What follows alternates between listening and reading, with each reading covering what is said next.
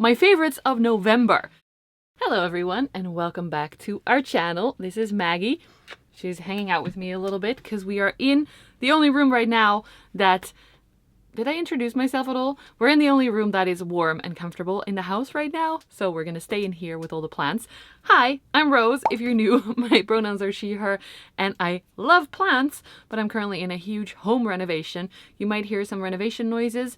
Today there's only one guy, the tile guy in the bathroom. Super exciting, so I'll show you a little update of that as well actually later on in the video. But I did pick this day because there is less noise. Yesterday I actually broke open the front of our house, so everywhere got very cold. That's why all the plants moved in here. Quick update.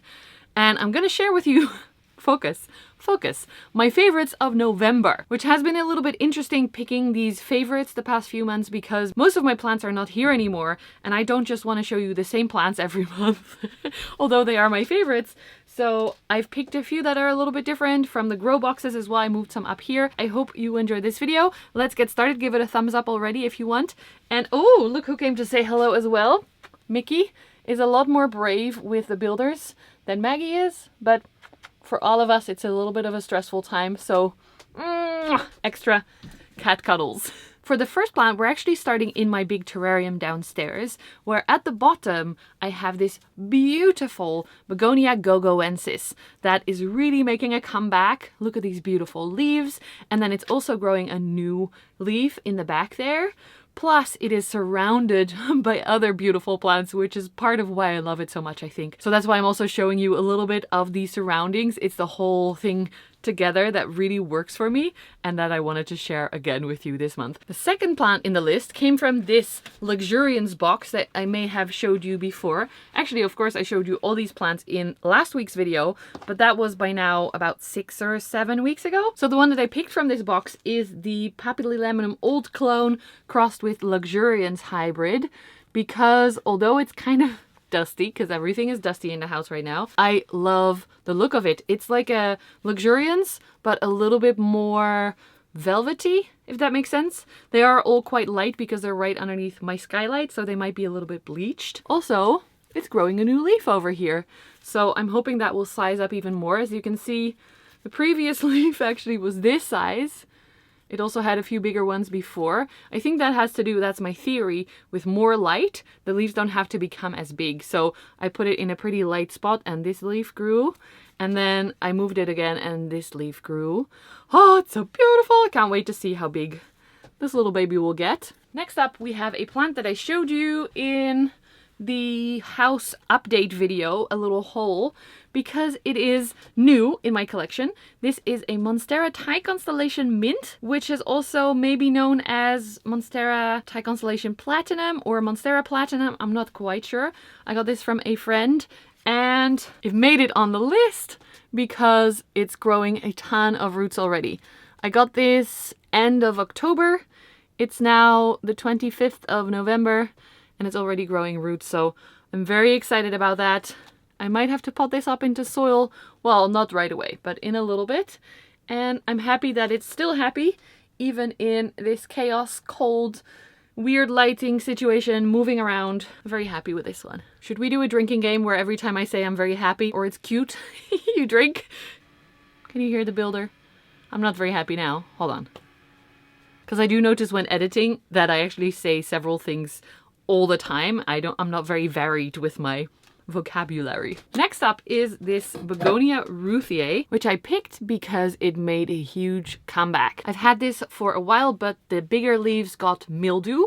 By the way, thank you to the person who commented what the word mildew was, because I couldn't for the life of me think of it. So very grateful. It died back completely, and then it made a comeback with 2 different growth points, and these leaves are really, really beautiful. So I'm very excited to see what they will turn into. And it's giving me a little bit of hope, which today is needed because yesterday we had national elections and there was a huge win for a extremist right racist organization. This is a beautiful plant and it's giving me a little distraction and a little bit of hope. Thank you. The next plant is my Hoya linearis, because not only is it very, very long, it has 2 flowers open right now. The builder is yelling downstairs.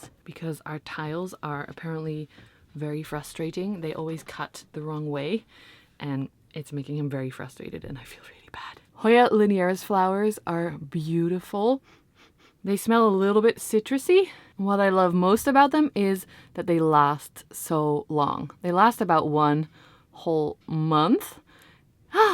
They're just little stars of joy. There's another one down here as well that opened recently. So very, very, very happy with Hoya linearis. Next I picked my variegated Scindapsus, which is beautiful. It had a little bit of a setback earlier in the season, but now it's growing leaves again on both the little tendrils.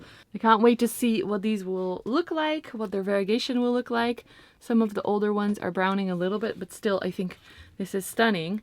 I love climbing them up a moss pole, so I'm trying to keep the moss poles a little bit moist, but it's kind of hard with 3 different locations where I have to take care of plants. It also looks like maybe a little bit of maybe cold damage or maybe just edema from watering. Do you see how that leaf is basically see-through at the moment?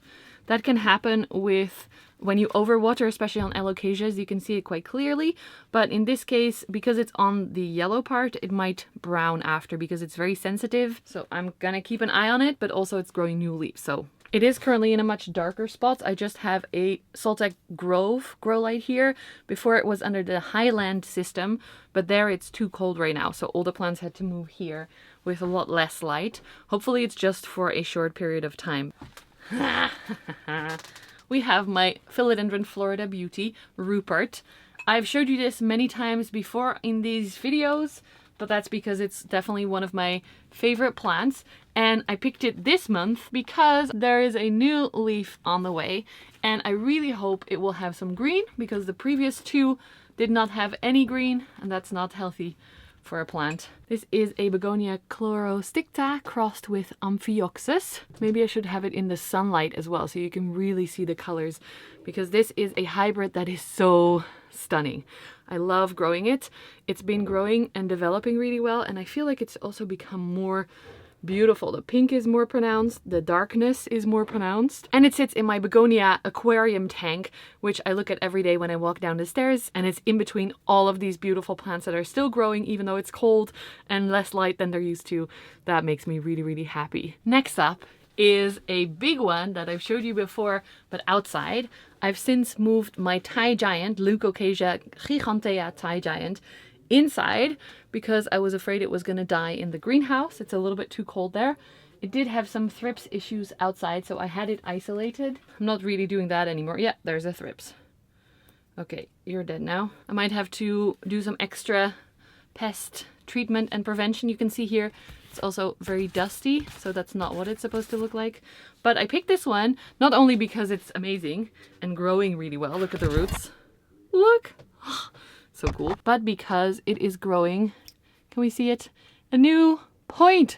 A new leaf since I moved it inside underneath my north-facing skylight, which is a lot less light than it was used to in the greenhouse.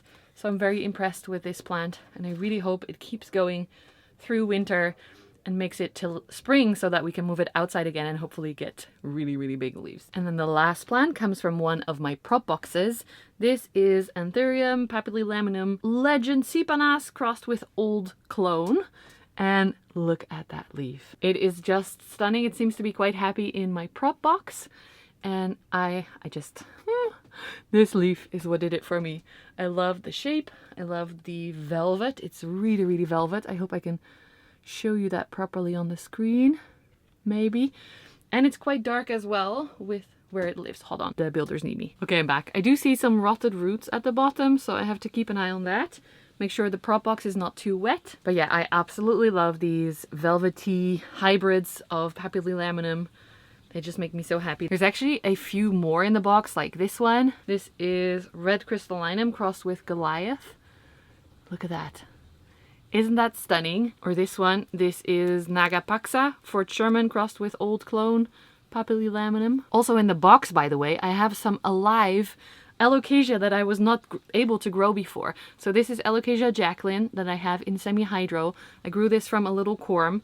And these are Alocasia Black Velvet, which I also was not really able to keep alive before, also in semi-hydro and in the grow box. So high humidity, I think, is my answer, plus not letting them dry out too much because they don't like that apparently, and I do that with my plants. But those are not officially on the list. I don't look into grow boxes very often at the moment, so anytime I open them and I see all these new leaves, it just makes me very happy. After another full day of tile people, this is what we are left with. Maggie is also investigating. What do you think? Beautiful with the herringbone pattern. And then this wall and this whole shower is so pretty. That's it for this month. I've really enjoyed making these favorites videos, so I hope you like them too. If you do, please give it a thumbs up below. Subscribe if you haven't already, and you can join my Patreon or YouTube membership as well if you're interested.